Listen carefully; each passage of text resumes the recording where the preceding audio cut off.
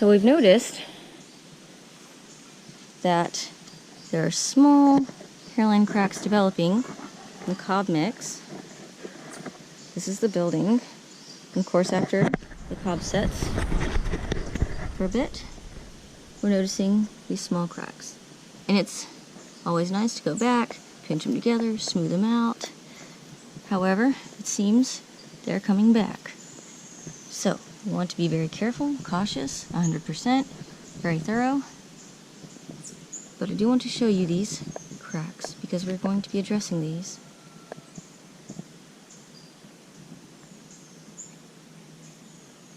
There's some more over here.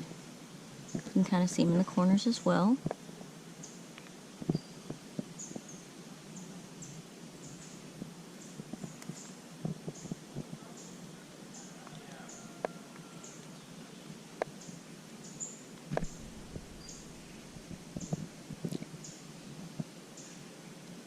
So I'm going to pull the camera back a little so that you can see, I mean, maybe up close it looks extremely massive, but let's see. You can still see them going further back.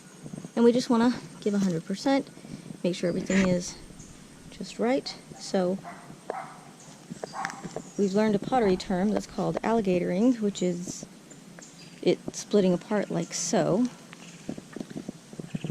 We're working on covering what we've done with plastic to keep it to keep the evaporation from drying out too quick.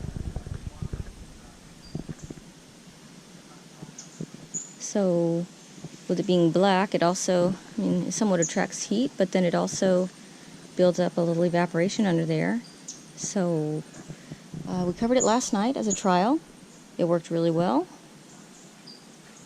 We're thinking that maybe shade is good, covering it with the bags are good, and maybe it's the direct sun that makes it crack sooner, or crack at all. Different things do play a part. For instance, you have to make sure your clay is just right. You have to make sure you have the right sand, that it has the right grit. Hay versus straw.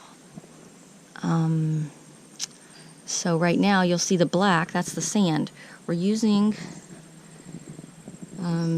it's very dark gray, but when it's wet, it's black, the sand. So it actually looks like little teeny pebbles. It's bigger sand than I've worked with. But it's, as far as the clay, I mean, everything is excellent. The building materials here are wonderful.